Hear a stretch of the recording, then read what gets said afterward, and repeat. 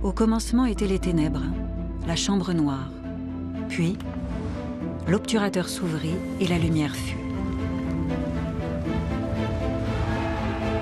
C'était il y a 150 ans. Une révolution secouait Paris et portait l'utopie au pouvoir.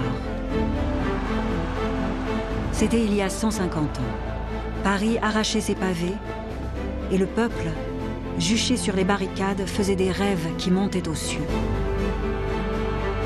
Et pour la première fois, la photographie immortalisait l'événement.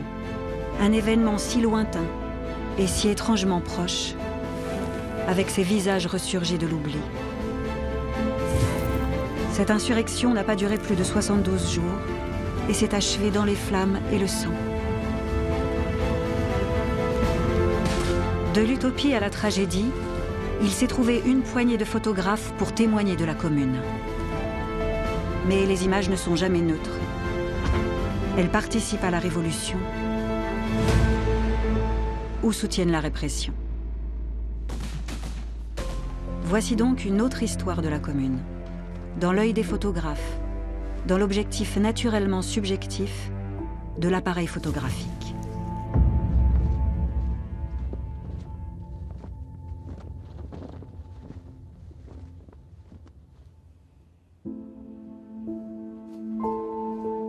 S'il est quelqu'un qui paraît peu qualifié pour parler de la Commune, c'est bien Bruno Braqueuet. Ce sourd-muet dieppe-pois, installé à Paris comme photographe en 1851, profite de l'engouement du Second Empire pour la toute nouvelle photographie et se spécialise dans les nudités. Sous prétexte d'art, il se livre au commerce de la photographie érotique avec un certain succès.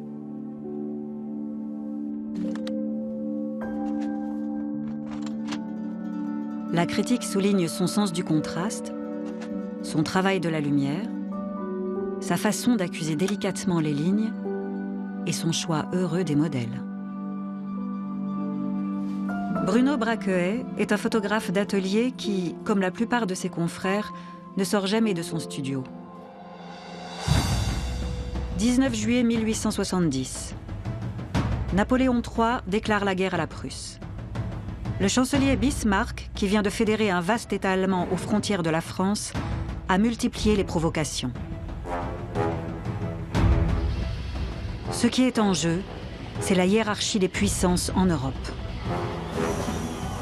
Les Français ont confiance en leur armée et sont persuadés que la guerre sera vite remportée. Mais contre toute attente, l'armée prussienne est redoutable et accumule les victoires. À l'époque, la photographie n'est pas adaptée au genre militaire.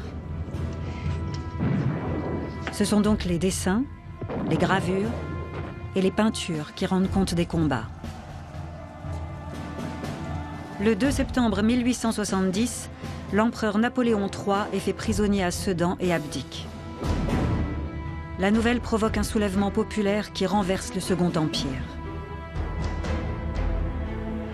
4 septembre 1870, la Troisième République est proclamée place de l'Hôtel de Ville à Paris.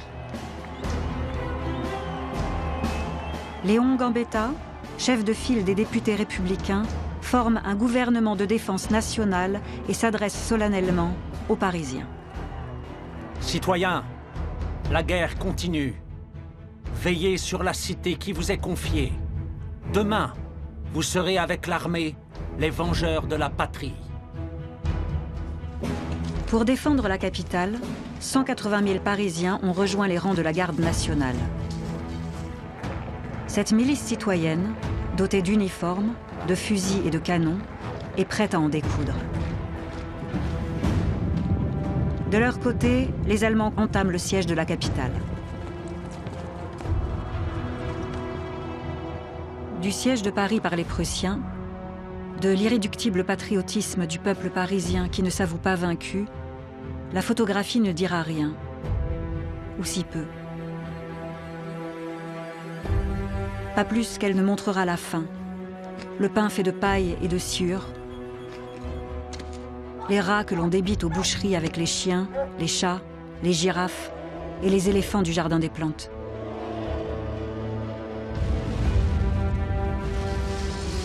Les bombardements allemands n'entament pas la résistance, mais l'annonce de l'armistice, le 28 janvier 1871, est vécue comme une honte, un drame.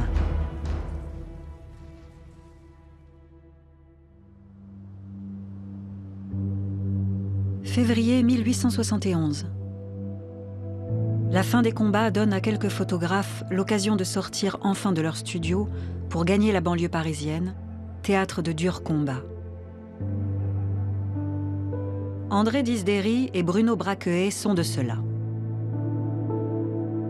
André Disdéry est à l'époque l'un des professionnels les plus en vue, depuis qu'il a eu l'honneur insigne de photographier Napoléon III et l'impératrice Eugénie.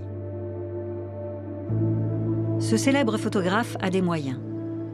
Il possède un laboratoire ambulant et utilise sur ses plaques un collodion humide qui lui permet de réduire le temps de pose à 4 ou 5 secondes. Mobile, il pousse ses pérégrinations jusqu'aux lignes ennemies et fait poser des artilleurs allemands devant leurs batteries ou devant les tombes de leurs camarades. Ses confrères doivent se contenter d'utiliser des plaques dites sèches, qui demandent beaucoup plus de temps pour impressionner l'image. Jusqu'à 40 secondes. Tout ce qui ne reste pas immobile est effacé. Braqueuet, qui se déplace à Neuilly, Auteuil et Saint-Cloud, fixe sur ses plaques des ponts écroulés, des maisons éventrées par les obus allemands ou français. Aujourd'hui, je suis sorti avec tout mon matériel. C'était tellement lourd que je me suis mis d'accord avec un gamin qui m'a porté mes caisses pour 5 francs. Les photos sont belles, mais tout le monde a souffert et chacun a besoin de repos. Sur cet incroyable cliché, pris aux portes de Paris, 2 soldats allemands sont attablés comme 2 touristes paisibles. Non pas devant une bière de Munich, comme l'indique opportunément la réclame publicitaire, mais un litron de pinard national. Une scène scandaleuse pour le peuple patriote de Paris, qui se sent trahi par un gouvernement de capitulards.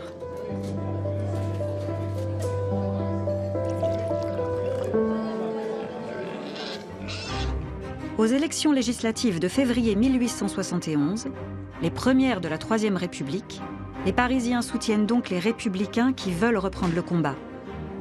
Mais la majorité du pays, rurale et bourgeoise, vote en masse pour les royalistes qui promettent une paix rapide. Résultat, les monarchistes raflent les 2/3 des sièges à la députation et prennent le pouvoir. Face à la gronde qui s'accentue dans la capitale, les nouveaux députés choisissent de s'installer à Versailles pour préparer la restauration de la monarchie. Le chef de l'exécutif, désigné par cette assemblée réactionnaire, c'est Adolphe Thiers, dont Disdéry a fait le portrait en pied. Les Parisiens le surnomment Foutriquet, Adolphe le Petit, ou encore Thiers Ier, roi des Capitulards. Outre la paix qu'il souhaite signer rapidement avec Bismarck, Thiers veut reprendre le contrôle de la capitale. Et pour lui faire déposer les armes, il commence par supprimer les soldes des 180 000 hommes de la garde nationale. Du jour au lendemain, ces Parisiens mobilisés se retrouvent sans un sou. Il met fin au moratoire sur les loyers décidé au début de la guerre. Supprime plusieurs journaux révolutionnaires et fait fermer les clubs qui ont fleuri comme en 1789.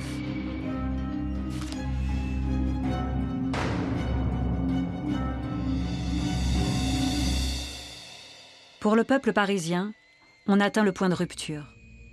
Son patriotisme est blessé, son sentiment républicain ignoré, et voilà maintenant qu'on le réduit à la misère. Enfin, suprême humiliation, le 1er mars, Thiers autorise les Allemands à passer sous l'Arc de Triomphe et à défiler brièvement sur les Champs-Élysées.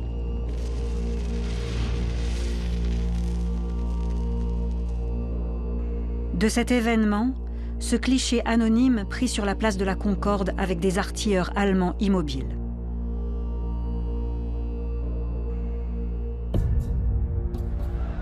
Le même jour, la foule en colère se réunit place de la Bastille et le drapeau rouge est hissé sur le génie de la liberté au sommet de la colonne.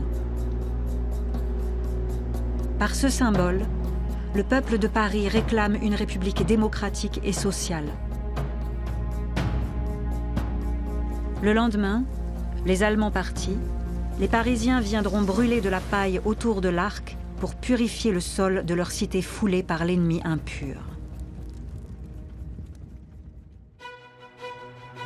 18 mars 1871. Pour Thiers, il devient urgent de désarmer cette capitale sous pression. Ce jour-là, il ordonne à l'armée de retirer les canons de Paris rassemblés au sommet de la butte Montmartre sur un terrain vague appelé Champ des Polonais. Mais c'est paradoxalement en voulant la désarmer qu'il en provoque l'insurrection. Lorsque l'armée arrive, la population descend dans la rue. Hommes, femmes, enfants, gardes nationaux se précipitent pour défendre les canons. Car ces canons, ce sont les Parisiens qui les ont achetés par souscription publique. Le général Lecomte ordonne aux soldats d'ouvrir le feu.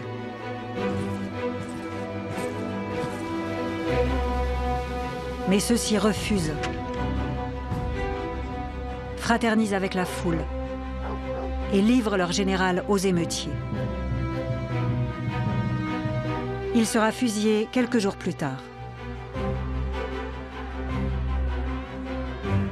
Clément Thomas, un autre général, habillé en civil, qui a été reconnu lorsqu'il inspectait une barricade de la rue des Martyrs, est arrêté et exécuté à son tour. Victor Hugo écrit que l'affaire des canons du 18 mars est une étincelle, jetée avec préméditation dans la poudrière. Affolé par des gardes nationaux qui défilent devant son ministère, Thiers décide de quitter Paris pour Versailles et ordonne l'évacuation totale des troupes. Il part pour mieux revenir et écraser une fois pour toutes l'opposition populaire.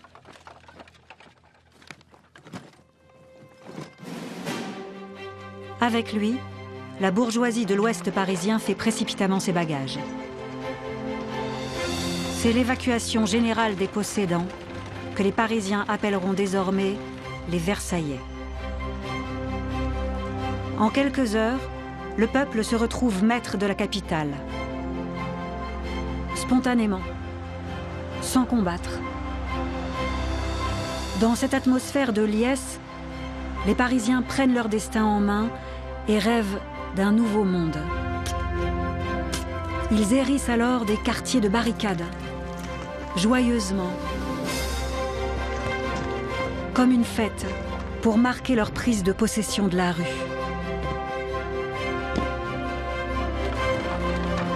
L'émeute est devenue révolution, une révolution patriotique, républicaine et sociale.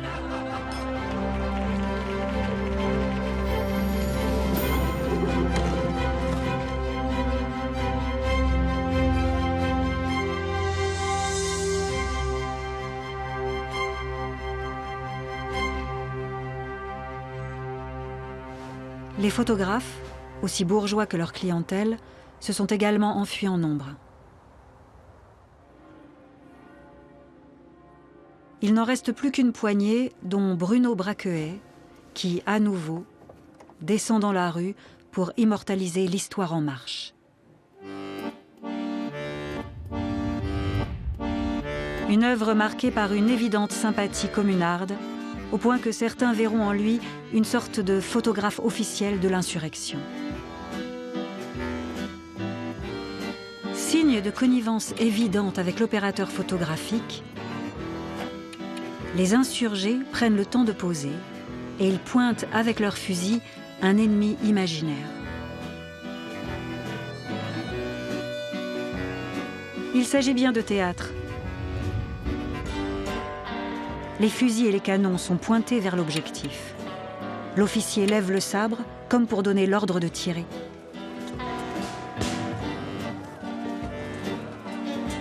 Braquehet est complice. Il organise la scène et positionne les communards dans le cadre. Ce peuple, que la propagande versaillaise décrit comme barbare et violent, le voici. Fier, bombant le torse, occupant souverainement l'espace public. Les hommes veulent montrer qu'ils sont résolus, décidés, déterminés. Avec Braquehet, désormais, c'est le peuple le sujet, et c'est Paris le décor.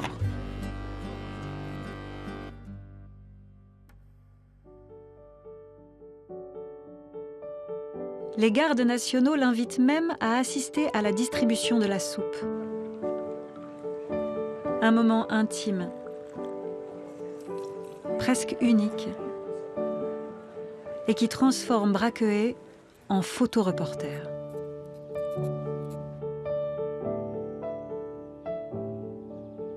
Je ne savais pas comment je serais accueilli. Mais quand j'ai déplié mon appareil, ils m'ont entouré joyeusement et ils ont tous parfaitement joué le jeu. Mais je me suis engagé à revenir demain leur distribuer quelques photographies. Cela va me coûter cher, mais ce n'est que justice.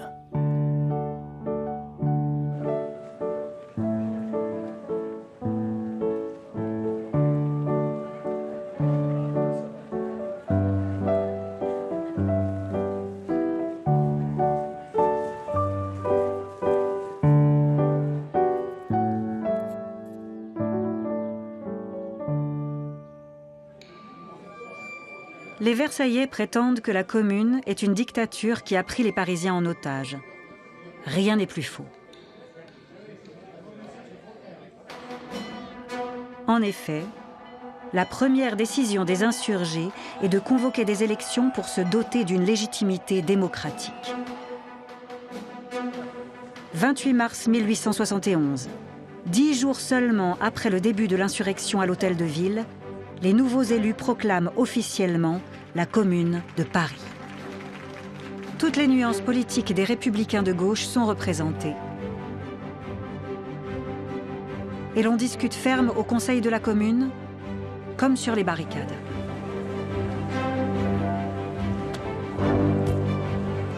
L'œuvre de la Commune est étonnante. Plus républicaine que révolutionnaire. Séparation de l'Église et de l'État. École primaire gratuite et laïque. Cantine municipale pour les plus pauvres.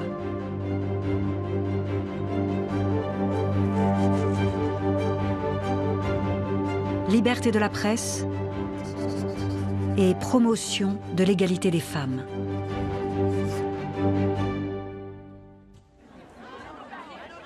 Celle-ci participe d'ailleurs au débat des clubs révolutionnaires qui se réunissent le soir dans les églises. On y parle droit de vote et égalité salariale avec les hommes. Des femmes font aussi le choix des armes, à l'instar de l'institutrice Louise Michel, qui revêt l'uniforme de la Garde nationale. Anarchiste, franc-maçonne et féministe, elle ne se contente pas de jouer les ambulancières, mais veut combattre à l'égal des hommes. Dans ses poèmes, elle décrit la Commune comme l'aube de la délivrance. Voici la lutte universelle. Dans l'air plane la liberté. L'aurore a chassé l'ombre épaisse et le monde nouveau se dresse. La barricade de la place Blanche est d'ailleurs entièrement confiée à la garde des femmes. Dans une situation de guerre civile, l'œuvre de la Commune témoigne d'une véritable effervescence. Non pas l'anarchie, le chaos, cette débauche révolutionnaire dénoncée par les Versaillais, mais un nouvel ordre autogéré. Un immense espoir populaire, la première expérience d'un gouvernement du peuple, par et pour le peuple, avec des élus révocables.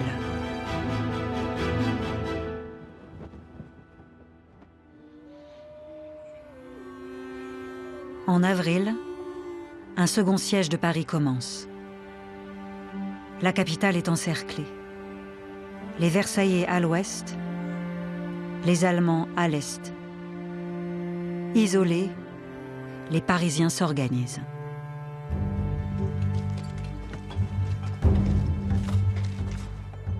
Braquehet redescend dans la rue pour effectuer une série de clichés. Cette fois-ci, les barricades ne sont plus hétéroclites, faites de briques et de brocs, mais organisées, pensées et structurées.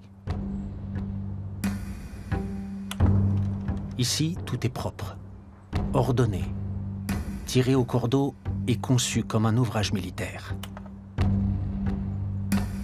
Cet ensemble que Braquehet photographie presque vide a été construit sous la direction d'un certain Napoléon Gaillard, un ancien cordonnier qui s'est bombardé lui-même du titre ronflant d'ingénieur des barricades de la Commune. Pas peu fier de son ouvrage, l'ingénieur autoproclamé pose volontiers devant les objectifs.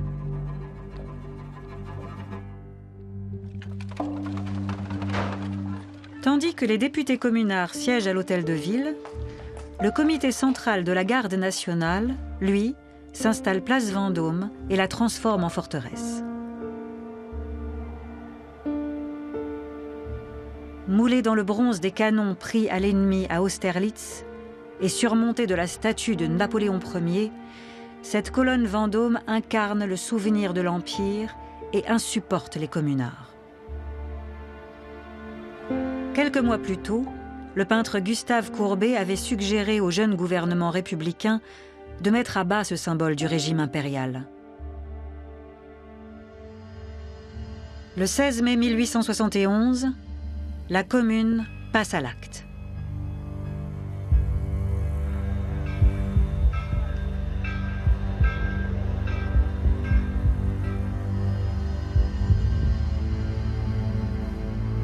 Pour cet événement, Braquehet était présent.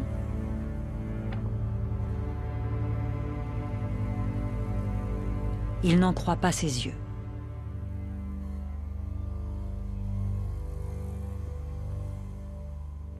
Il n'y avait que moi comme photographe, car l'officier communeux m'avait à la bonne. Il m'a appris qu'il ne faut plus dire place Vendôme, mais place internationale. J'ai tout fixé, de la pose des câbles jusqu'au cadavre de la colonne. Si l'événement est de taille et demande du recul, il n'empêche pas le photographe d'exposer les visages. Les gardes nationaux posent fièrement devant leur œuvre avec femmes et enfants. Braquehet témoigne de la force du peuple, uni, terrassant la tyrannie. La colonne n'apparaît plus qu'en arrière-plan. Seul compte le peuple joyeux et triomphant. Le peuple qui fait l'histoire. Comme hier la prise de la Bastille, la chute de la colonne impériale annonce l'avènement d'un nouveau monde démocratique.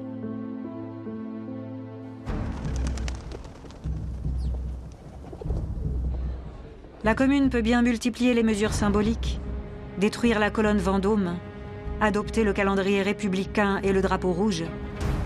Elle sait qu'elle est condamnée. Car Thiers a désormais la force avec lui.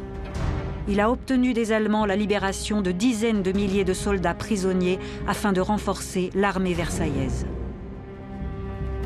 Pour le dissuader d'attaquer Paris, la Commune menace par décret d'exécuter les sympathisants versaillais qu'ils détiennent en otage.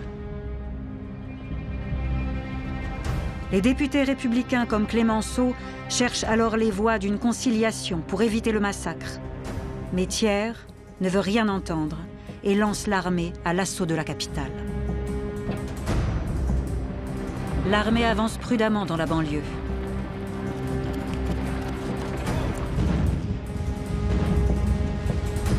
Quand elle se met à bombarder Paris, le comité de salut public prend une nouvelle mesure, la destruction de l'hôtel particulier d'Adolphe Thiers.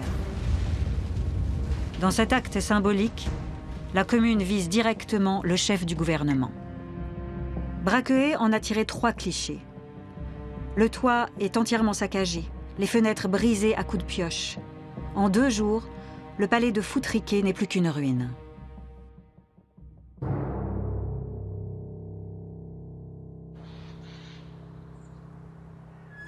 Mais l'étau se resserre.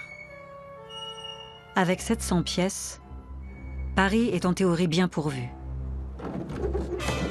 Mais les canons sont disséminés un peu partout et il n'y en a pas plus de 80 au poste de combat.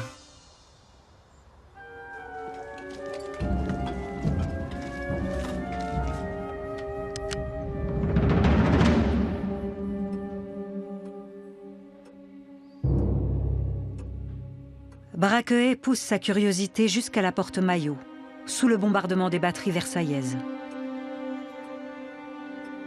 Cette fois-ci, les regards sont durs. Le temps de la pose fière et martiale est passé.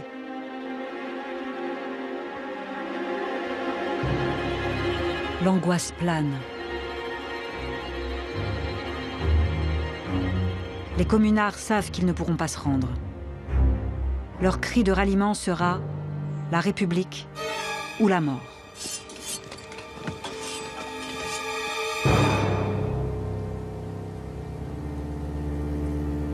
Le 21 mai en soirée, l'armée versaillaise entre dans Paris par la porte de Saint-Cloud. Une incroyable négligence. La position est à peine défendue. En quelques heures, les Versaillais s'emparent des ponts de Grenelle et d'Iéna et rejoignent l'Arc de Triomphe.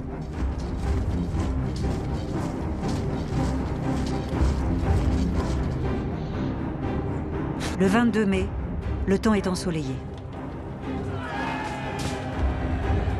Commence alors une semaine de combats acharnés que l'on va appeler la semaine sanglante. Une bataille de rue, barricade par barricade. Les communards ne sont pas plus de 30 000 face à 130 000 Versaillais aguerris. Les Versaillais égorgent dans Paris. Et Paris l'ignore.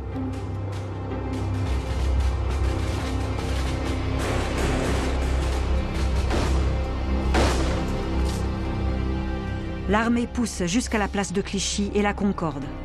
Les beaux quartiers sont libérés.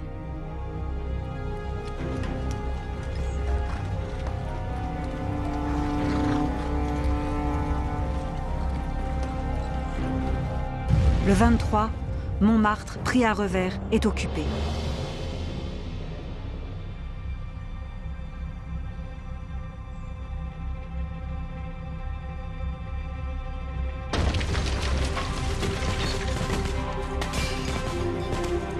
Au sud, les troupes du gouvernement progressent inexorablement.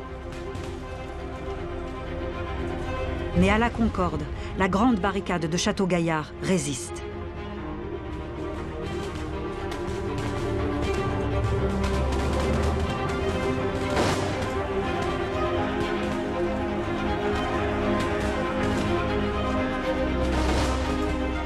Cette solide défense communarde bloque l'avancée des Versaillais vers le centre de Paris.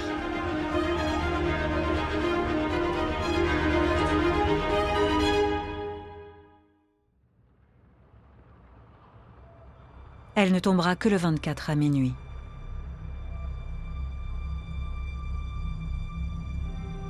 Le même jour, le quartier du Panthéon et la gare d'Austerlitz tombent à leur tour.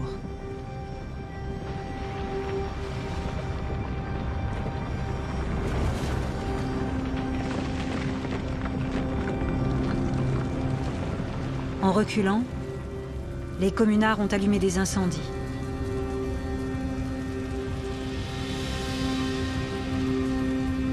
Les Tuileries, l'hôtel de ville sont en feu.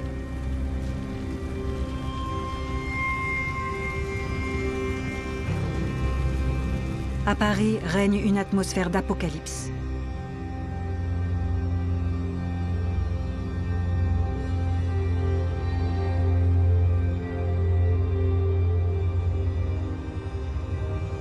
Commencent alors les plus durs combats désespérés dans le Paris populaire de l'Est parisien.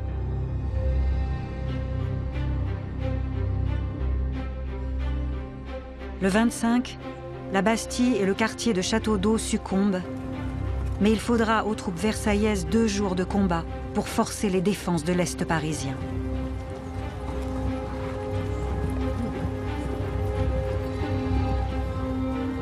Le 27, on se bat au corps à corps dans le parc des Buttes-Chaumont et entre les tombes du Père-Lachaise.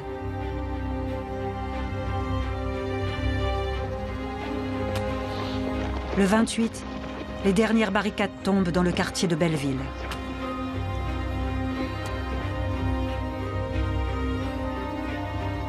C'est le chant du cygne.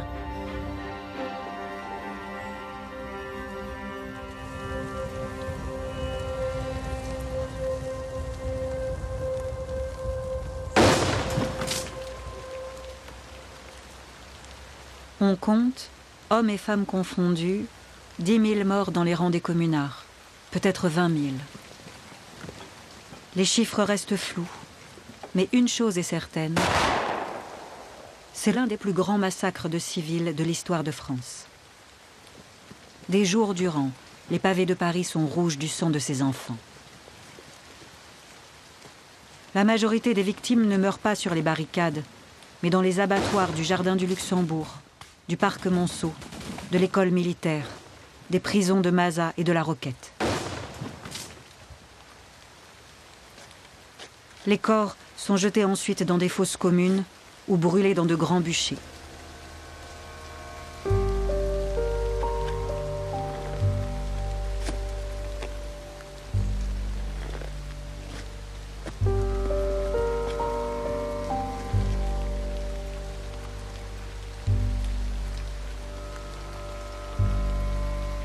La commune est morte.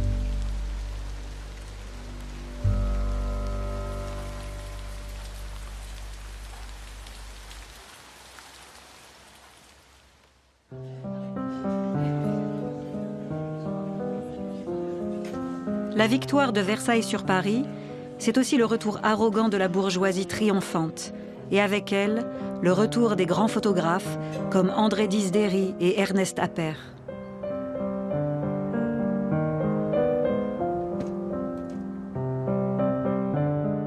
Disdéry se fait remarquer avec 2 photographies de cadavres de communards qui vont devenir emblématiques. Des cadavres grimaçants, désarticulés, pantelants. La photographie versaillaise prend sa revanche et livre au public la dépouille des communards comme un trophée. Disdéry commercialise ces clichés macabres et transforme le sang en argent.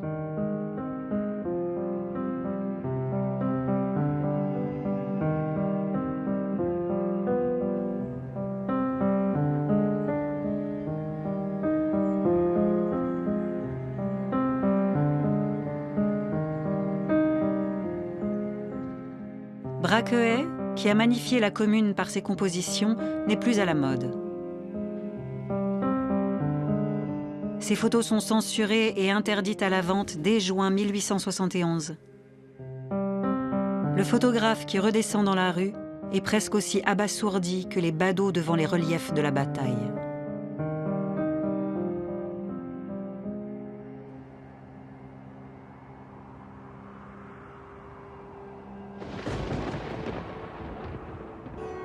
Bruno Braqueet s'installe à l'étage d'un immeuble éventré et photographie ce qu'il reste de la barricade de la rue de Rivoli.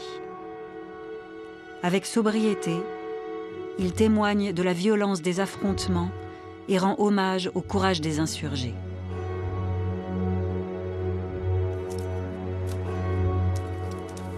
Puis, il se rend au Jardin du Luxembourg où campent les soldats victorieux. Il réalise alors quelques images paisibles de bivouac.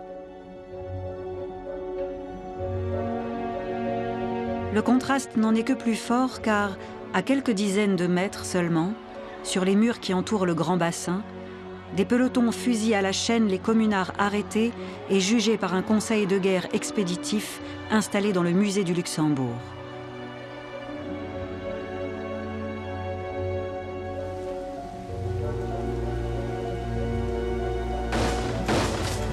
S'il n'y a pas de pitié, c'est que Thiers voit les communards comme des barbares.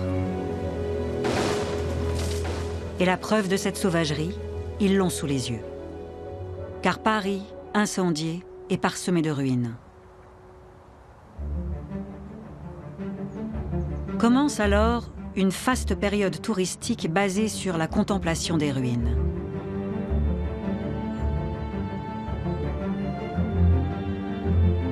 On vient de toute l'Europe pour admirer les décombres.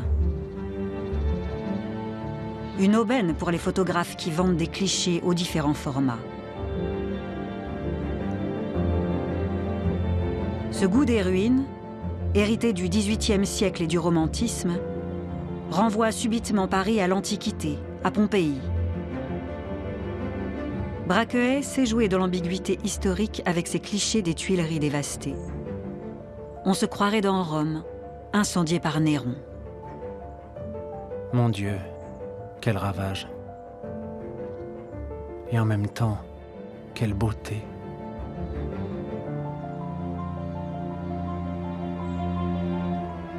Mais ces ruines magnifiques expriment malgré elles une condamnation morale. Elles condamnent la canaille qui a osé porter la main sur d'aussi prestigieux monuments.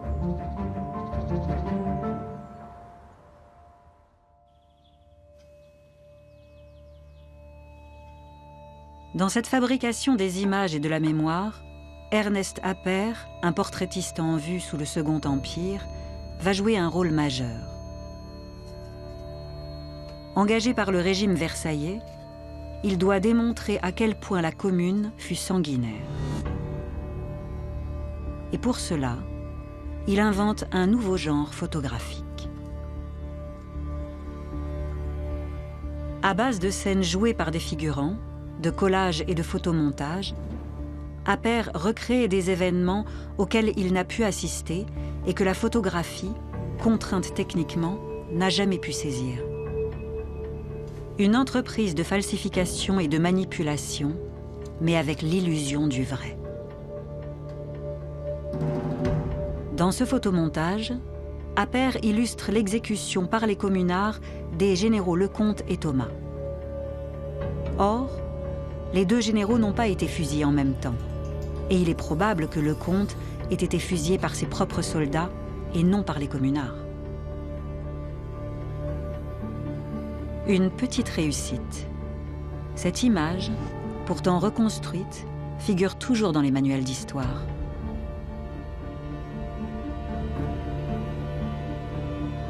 Autre événement qui intéresse le photographe, lors de la Semaine sanglante, rue Haxo, les communards ont exécuté 52 otages pour dissuader l'assaillant. Dans son photomontage reproduisant la scène, les fusilleurs sont tellement nombreux que les derniers rangs ne manqueraient pas de tirer dans la tête des premiers. Mais Appert a voulu montrer une masse criminelle, indistincte et collective, hommes et femmes confondus, une même passion assassine.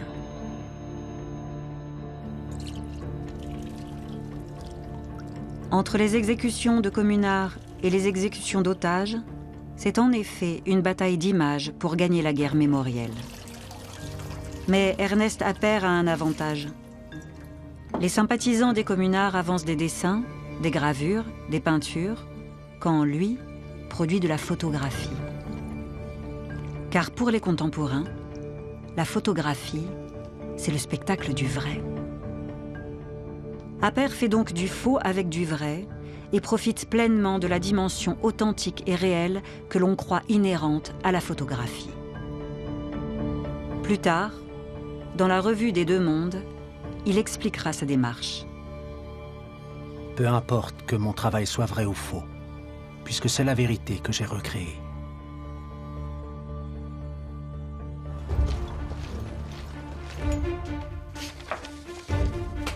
La Commune pose donc pour la première fois le statut des images photographiques.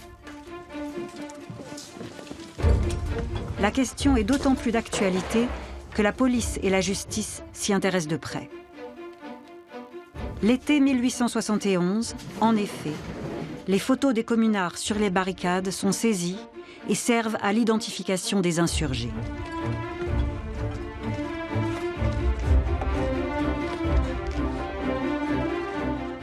Ceux qui posaient fièrement autrefois devant l'appareil de Braqueuet sont maintenant traqués. Les clichés qui leur rendaient hommage sont devenus des pièces à conviction, la preuve de leur ignoble forfait. Hier, ils encensaient. Aujourd'hui, ils accusent.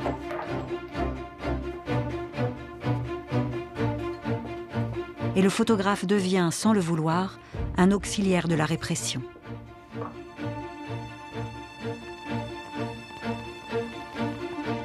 Bruno Braqueuet s'est méfié. Ses portraits du général Simon Meyer et de ses officiers, place Vendôme, il les a mis en sécurité et en a détruit les tirages. De même, ces batteries en action, le 15 mai, à la porte Maillot, resteront invisibles. Braqueuet savait que si un jour ces artilleurs étaient identifiés, ils seraient immédiatement collés au mur.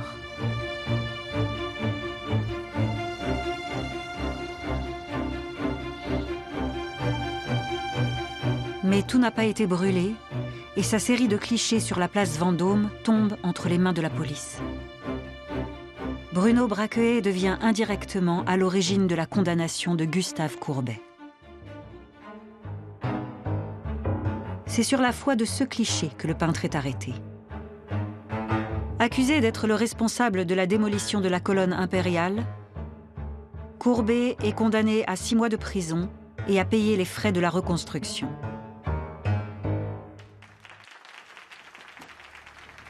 C'est à son corps défendant que Bruno Braqueuet a servi la répression anticommunarde.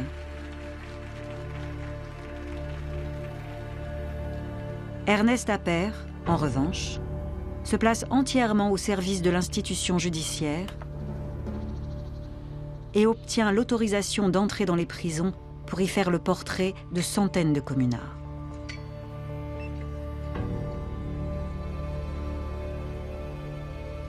Je vous remercie du privilège que vous venez de m'accorder. Je vous fournirai donc, comme convenu, 2 épreuves de chaque photographie de condamné. En échange, il est entendu que je jouirai de la totale liberté de l'utilisation de ces clichés, pour la France et au-delà. Son intention est purement commerciale, car il a besoin de photographier les principaux chefs de l'insurrection pour réaliser des photomontages. Comme celui sur la prison des femmes, dans lequel on reconnaît les portraits pris en détention par le photographe. En remaniant les images, il transforme sciemment ces combattantes qui posaient pourtant crânement devant son objectif en demi-prostituées, dépravées et alcooliques. Parmi elles, on retrouve Louise Michel, qui a combattu pendant la Commune. Elle est arrêtée sur une barricade, les armes à la main, puis détenue au camp de Satory. À son procès, elle défie ses juges et réclame la mort. Mais Victor Hugo prend sa défense et lui dédie un poème. Las de lutter, de rêver, de souffrir, tu disais j'ai tué, car tu voulais mourir. La Vierge Rouge sera finalement condamnée à la déportation en Nouvelle-Calédonie. Mais la photographie d'Ernest Appert, initialement au service de l'ordre bourgeois, révèle ses propres limites. Sans le savoir, et malgré lui, il transforme les communards en martyrs et leur construit un véritable mémorial photographique.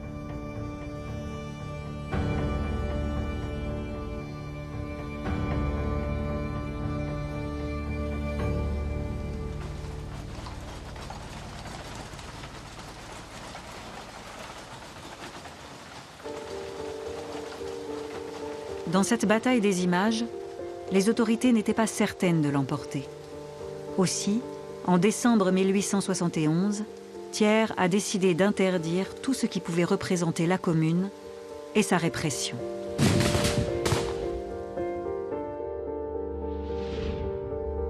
Toutes les photographies, y compris celles d'Ernest Appert, sont donc prohibées. Comme s'il fallait tout oublier, tout effacer. jeter les morts dans des fosses communes ou les brûler, les faire disparaître, relever la colonne Vendôme, reconstruire vite les bâtiments détruits, donner l'impression qu'il ne s'est rien passé. Seul le palais des Tuileries, trop endommagé, est rasé au début des années 1880. À la place, on y crée un jardin qui porte son nom. Ce qu'il reste du palais, 2 colonnes, un fronton et un bas-relief disséminé dans un square, le square Georges Quint. Sur la butte, qui avait vu couler le premier sang, on a élevé la basilique du Sacré-Cœur. Aucune plaque. Aucun souvenir. La commune a été effacée.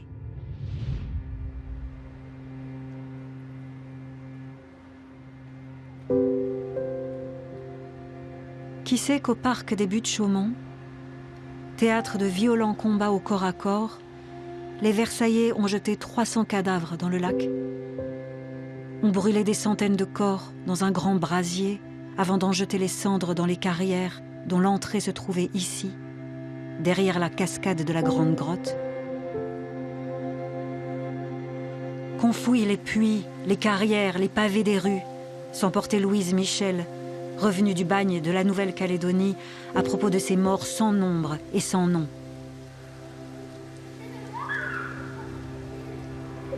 Qui sont les promeneurs qui savent que cet endroit est aussi un charnier, qu'il y a peut-être 800 morts derrière?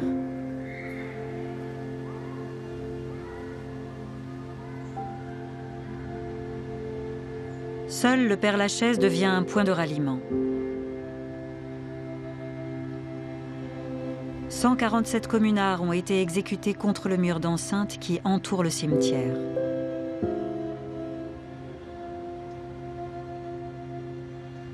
Un massacre parmi d'autres, mais que le dessin d'Alfred Darjoux a popularisé.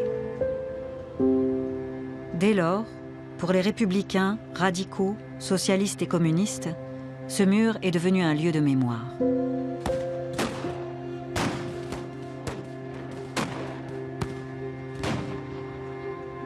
Les conservateurs n'ont cependant pas ménagé leur effort pour purifier le cimetière et accaparer le souvenir. En 1876, on y a élevé en grande pompe une tombe monumentale en l'honneur des généraux Lecomte et Thomas. La sculpture représente une France allégorique qui piétine les serpents de l'anarchie. 15 ans après l'écrasement de la commune, on fera bâtir une grande chapelle funéraire pour y inhumer Adolphe Thiers. Le bourreau et les victimes voisinent donc de quelques centaines de mètres. L'un en apothéose, les autres, anonymes, dans la fosse commune.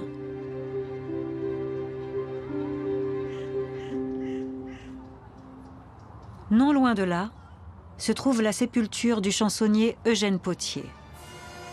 La chanson que ce communard composa en juin 1871, dans la tristesse de la défaite, va faire le tour du monde. Debout les damnés de la terre, debout les forçats de la faim, la raison commence au cratère, c'est l'éruption de la faim. Du passé, faisons table rase, sous l'esclave, debout, debout. Le monde va changer de base, nous ne sommes rien, soyons doux. Que reste-t-il aujourd'hui de la commune?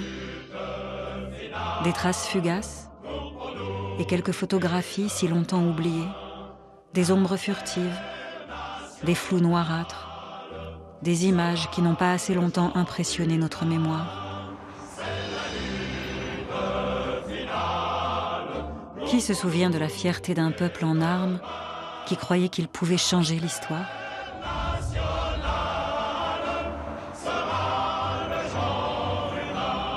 Qui se souvient du bruit de la canonnade, de la mitraille, des salves qui partent, et des hommes et des femmes qui tombent en criant « La République ou la mort !» Et vive la Commune.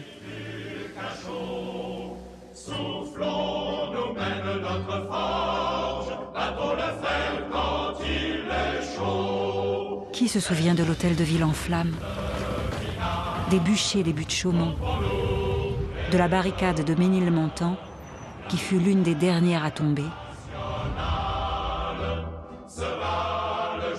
et de celle de la Roquette, que l'on avait dû rouvrir pour laisser le passage au convoi funéraire du fils de Victor Hugo. Qui se souvient d'André Disdéry et d'Ernest Appert, qui ont fait des affaires avec des cadavres, alors que Braqueuet est mort ruiné, à l'âge de 52 ans.